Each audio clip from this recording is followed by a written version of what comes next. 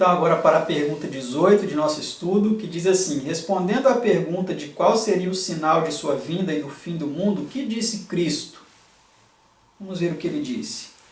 E haverá sinais no sol e na lua e nas estrelas, e na terra angústia das nações, em perplexidade pelo bramido do mar e das ondas, homens desmaiando de terror na expectação das coisas que sobrevirão ao mundo, porquanto as virtudes dos céus serão abaladas. São Lucas 21, 25 e 26. Então todas essas coisas, em certa medida, têm acontecido já, como nós já vimos, né, sobre o escurecimento do sol, sinais na lua, as luas de sangue, queda das estrelas, angústia das nações, né, em perplexidade pelo bramido do mar e das ondas, as tsunamis que têm acontecido, causado grande destruição, deixando os homens perplexos, né, e desmaiando de terror diante das coisas que têm sobrevindo ao mundo, né? Vamos para a pergunta 19. Quando deveria aparecer os primeiros desses sinais e quais seriam eles? Vamos ver. E logo depois da aflição daqueles dias, o sol escurecerá e a lua não dará sua luz, e as estrelas cairão do céu. São Mateus 24, verso 29. Pergunta 20. Como é isso expresso por São Marcos? Vamos ver como ele expressa isso. Ora, naqueles dias, depois daquela aflição, o sol escurecerá e a lua não dará sua luz, e as estrelas cairão do céu, e as forças que estão no céu serão abaladas. São Marcos 13, 24 e 25. A perseguição papal cessou quase completamente no terceiro quartel do 18º século.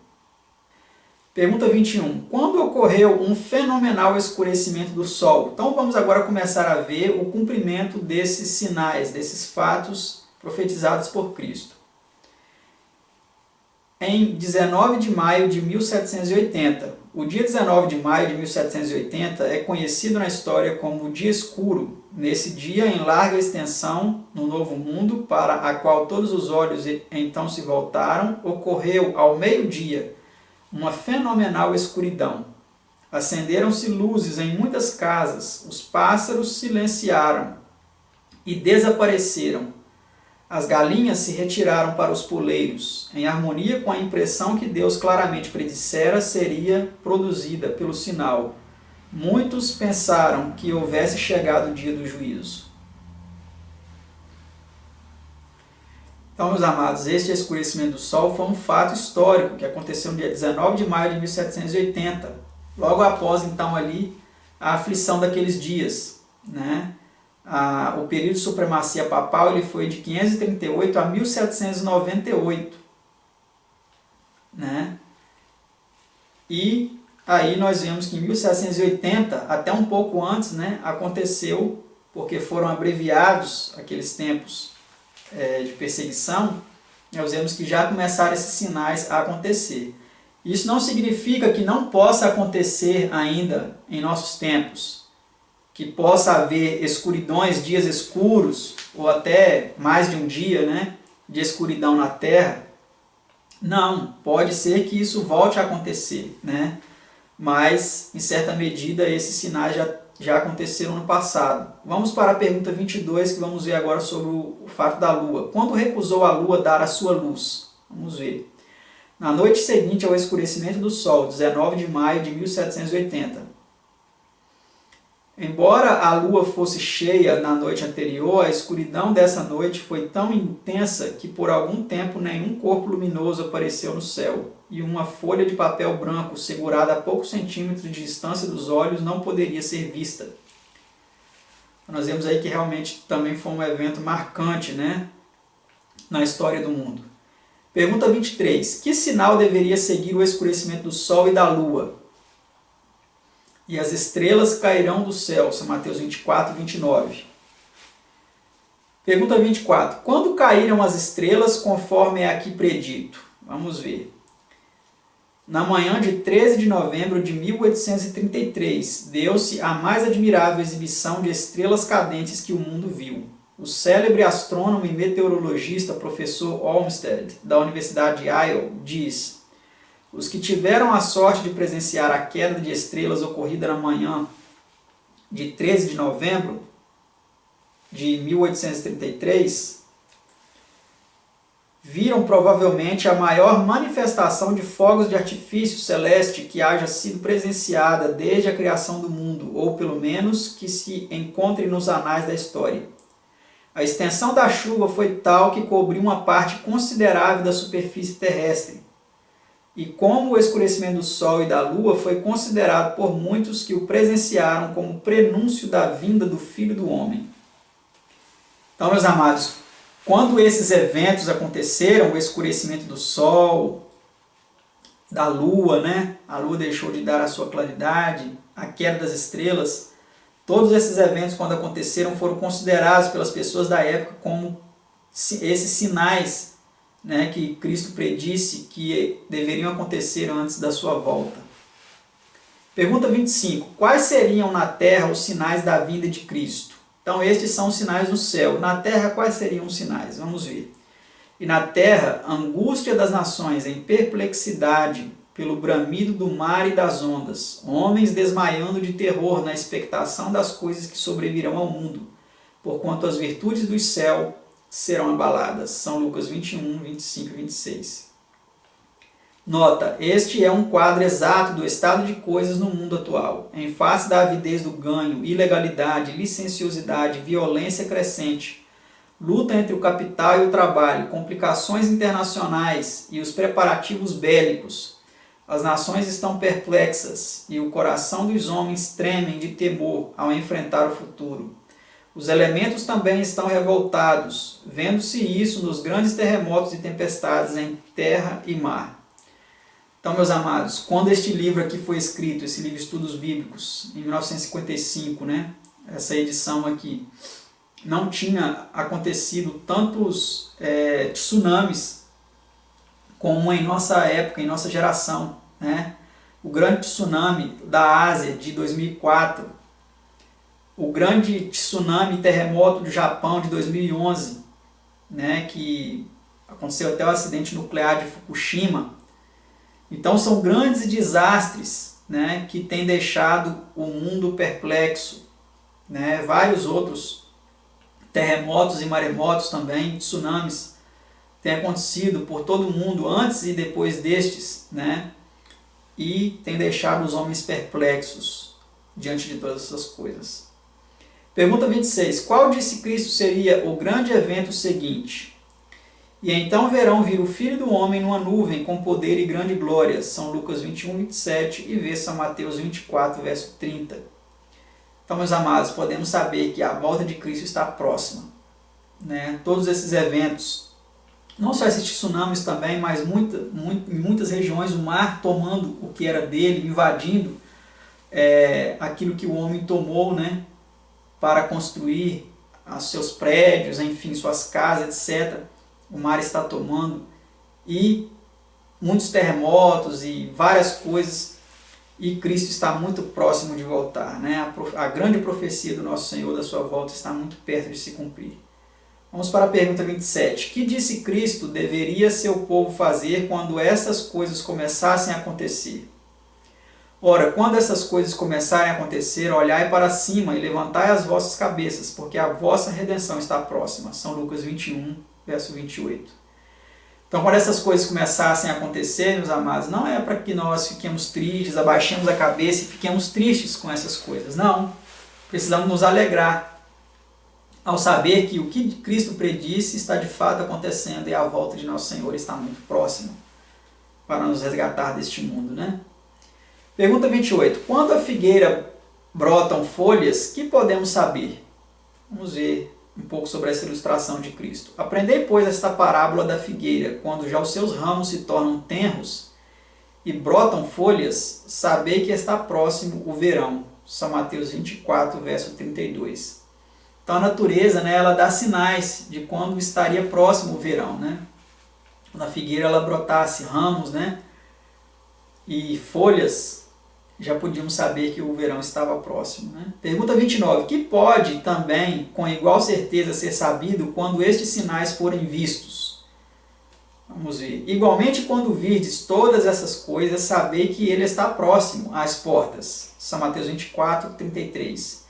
Assim também vós, quando virdes acontecer estas coisas, sabei que o reino de Deus está perto. São Lucas 21, 31. Então, meus amados, assim como a natureza ela dá alguns sinais para nós de quando está próximo o verão, né, podemos saber que estes sinais são indícios de que o reino dos céus está próximo, de que a volta de Cristo está próxima de acontecer. Pergunta 30. Quando disse Cristo da certeza, melhor, que disse Cristo da certeza desta profecia? Vamos ver o que ele disse. Em verdade vos digo que não passará esta geração sem que todas estas coisas aconteçam. O céu e a terra passarão, mas as minhas palavras não hão de passar. São Mateus 24, 34. Todo que conhece a história sabe que o que Cristo predisse concernente à destruição de Jerusalém se cumpriu ao pé da letra. Igualmente podemos assegurar que as predições de Cristo referentes ao fim do mundo se cumprirão certa e literalmente. Então podemos ter a certeza, meus amados, que essas profecias vão se cumprir. Já estão muito próximas. Já está muito próxima de se cumprir, né? Essa profecia da volta de nosso Senhor. Pergunta 31. Quem somente sabe o dia exato da vinda de Cristo? Vamos ver. Mas daquele dia e hora ninguém sabe, nem os anjos do céu, mas unicamente meu Pai. São Mateus 24, verso 36. Então, nem o próprio Cristo sabe, né? Nem os anjos do céu, somente o Pai sabe o dia que Jesus voltará, né? Pergunta 32. Qual disse Cristo ser a condição moral do mundo precisamente antes de seu advento? Vamos ver o que ele disse. E como foi nos dias de Noé, assim será também a vinda do Filho do Homem, porquanto assim como nos dias anteriores ao dilúvio, comiam, bebiam, casavam e davam-se em casamento, até o dia em que Noé entrou na arca e não perceberam, até que veio o dilúvio e os levou a todos. Assim será também a vinda do Filho do Homem. São Mateus 24, 37 a 39. Então, este aí é mais um dos sinais, né, de que Cristo está próximo de voltar. A comilança. Comiam, bebiam, casavam e davam-se em casamento. As pessoas têm feito do comer e beber a sua principal motivação nessa vida. Tem comido de forma ainda que tem destruído seus organismos e desagradado a Deus. Tem se embriagado, tem praticado a glutonaria, que é um dos pecados capitais, como se diz, né? Casado e dado-se em casamento. Pessoas casam, separam, casam com outros, vai trocando de cônjuge como se fosse a coisa mais natural. E isso são indícios, são semelhanças da situação antediluviana, das pessoas diante do dilúvio, né? Comiam, bebiam, casavam e davam-se em casamento, até que veio o dilúvio e os levou a todos.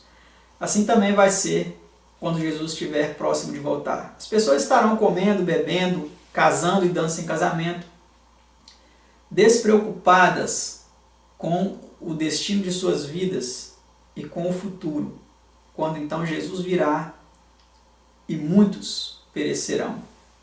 É isso que diz a palavra de Deus.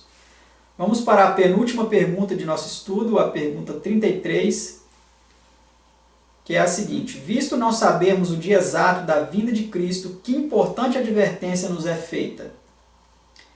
Por isso estáis vós apercebidos também, porque o Filho do Homem há de vir a hora em que não penseis. São Mateus 24, 44. Então precisamos estar apercebidos, meus amados. Porque é um fato também que precisa ser mencionado, é que se você ou eu formos chamados ao descanso, viemos a falecer antes da volta de Cristo, isso significa que para nós também Cristo já voltou. Já se encerraram as oportunidades. Oportunidade é enquanto estamos vivos, né? Por isso nós precisamos estar apercebidos. Também porque o Filho do Homem virá a hora em que nós não imaginamos, a hora em que nós não pensamos. Muitos serão pegos de surpresa, né? Como quando o ladrão vem às suas casas para os roubar, né? A volta de Jesus também é comparada com a vinda de um ladrão, né? Porque é algo que não se pode prever, saber, né? É algo de improviso. Pergunta 34 e última desse nosso estudo 70. Qual será a experiência dos que dizem no coração que o Senhor tardará? Mas se aquele mau servo disser no seu coração, o meu Senhor tarde virá, e começar a espancar os seus conservos e a comer e a beber com os ébrios, virá o Senhor daquele servo num dia em que o não espera e a hora em que ele não sabe, e separá-lo-á e destinará sua parte com os hipócritas. Ali haverá pranto e ranger de dentes. São Mateus 24, 48 a 51. Então, meus amados, muitas pessoas elas têm escarnecido. Esse negócio da volta de Jesus não vai acontecer não. Isso não vai acontecer agora não, isso vai demorar muito e muito tempo. Olhe que isso já foi predito nas Escrituras, que muitas pessoas falariam dessa forma. E elas têm maltratado os servos de Deus, espancado aqueles que estão pregando essa mensagem, né? Torturado, machucado aqueles que estão transmitindo essa mensagem, e têm comido e bebido com os ébrios, têm vivido na farra, têm vivido na comilança e na bebedeira deste mundo, desprezando então essa mensagem. E aqui fala para nós claramente qual será o destino desses, né? Eles serão separados e vai destinar sua parte com os hipócritas, onde haverá choro e ranger de dentes. Que nós não estejamos entre esses. Que você e eu nos preparemos, entreguemos nossa vida a Deus, nos arrependamos dos nossos pecados e nos voltemos para Deus, e nos preparemos para esse grande dia, para que quando Jesus voltar, juntamente com seu Pai e os santos anjos, nós estejamos prontos para subirmos com eles. Que Deus nos abençoe, continue nos iluminando com a luz da Tua Palavra e nos dê forças para vivermos nestes tempos que precedem a volta do seu Filho unigênito. Que Deus nos abençoe e até o nosso próximo estudo, se Deus quiser. Até mais.